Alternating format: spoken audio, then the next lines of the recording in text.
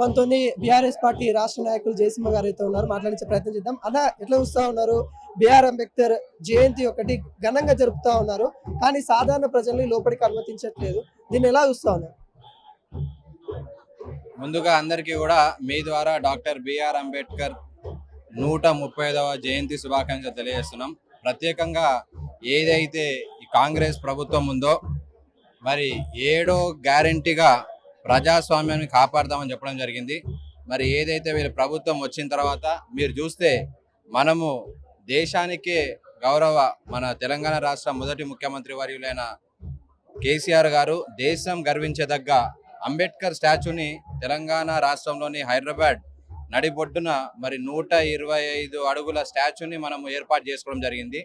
మరి ఈ స్టాచ్యూ ఏ రోజైతే ఏర్పాటు చేసుకున్నామో భారతదేశం నుంచి అందరూ మేధావులని అంబేద్కర్ రైట్స్ని అదే కాకుండా సాక్షాత్తు అంబేద్కర్ మనవడైన ప్రకాష్ అంబేద్కర్ గారి చేతుల మీదుగా ఈ బిఆర్ అంబేద్కర్ స్టాచ్యూని మనము ఇనాగ్రేట్ చేసుకోవడం జరిగింది.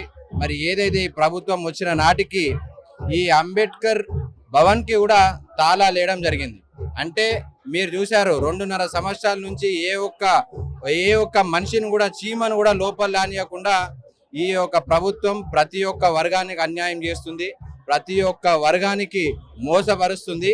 కేవలం ఎన్నికలో మరి అధికారం చేజెక్కించుకోవాలనే ఒక కాంక్షతో రేవంత్ రెడ్డి గారు కాంగ్రెస్ ప్రభుత్వం మోసపూరిత హామీలతో వివిధ గ్యారంటీలు, వివిధ హామీలు, వివిధ డిక్లరేషన్ పేరిట ప్రతి ఒక్క వర్గాన్ని మోసం చేసింది. తెలంగాణ ప్రజలు గమనిస్తూనే ఉన్నారు.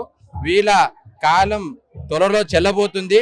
ఎట్టి పరిస్థితుల్లో రానున్నది బీఆర్ఎస్ ప్రభుత్వం అనే ఈ సందర్భంగా తెలియజేస్తున్నాం. మీరు చూస్తున్నారు ఇదే ప్రభుత్వం మరి ఈ రోజుకి 2.5 సంవత్సరాలు అవుతుంది ప్రభుత్వం చేపట్టి. మరి ఒకవైపు మొత్తం రాష్ట్రానికి నీళ్ళిచ్చే కాళేశ్వరాన్ని బంద్ పెట్టుకున్నారు, మరోవైపు మరి దేశం గర్వించదగ్గ నాయకుడు భవనానికి కూడా వీళ్ళు తాళాలేయడం జరిగింది. ఈ రోజు మొన్న ఎప్పుడైతే మా BRS party working president KTR గారు 2 వారాల క్రితం ఎట్టి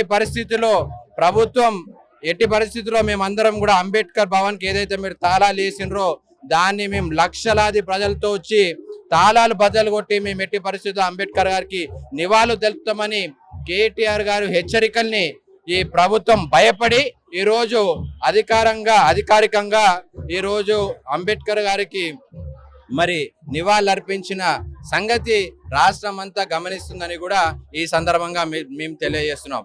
రేవంత్ రెడ్డి గారు ఎన్నో హామీలు 6 గ్యారంటీలు అన్నారు, ఏ ఒక్క గ్యారంటీ చేయలేదు. బీసీలకు వివిధ డిక్లరేషన్ పేరిట మరి 1,00,000 కోట్లు సంవత్సరానికి 20,000 బడ్జెట్ అన్నాడు, బీసీ సబ్ ప్లాన్ అన్నాడు, విద్యార్థులకి ఎన్నో హామీలు ఇచ్చిండు, జాబ్ క్యాలెండర్ అని చెప్పిండు, సంవత్సరానికి 2 లక్షల ఉద్యోగాలు అన్నాడు.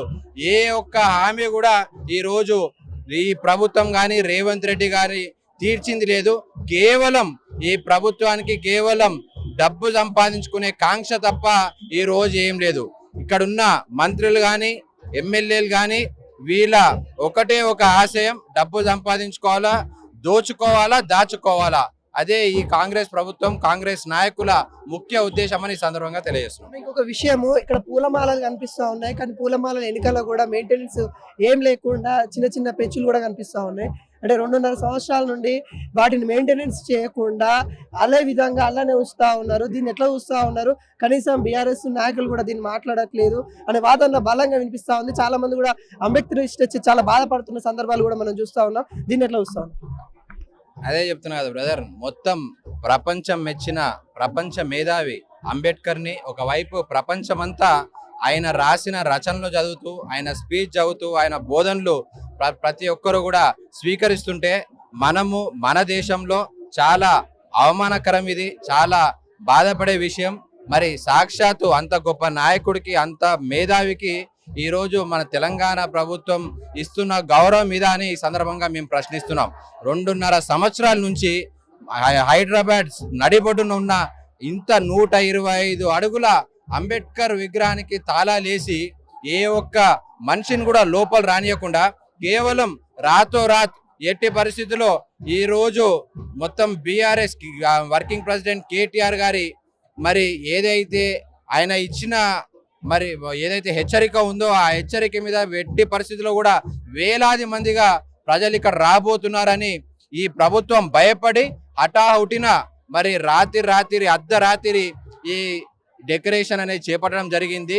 దీనికి ఇంతవరకు కూడా ప్రాపర్గా దీని క్లెన్లీనెస్ జరగలేదు. దీన్ని ఇంతవరకు శుభ్రం చేసిన విషయం కూడా లేదని కూడా ఈ సందర్భంగా తెలియజేస్తున్నాం.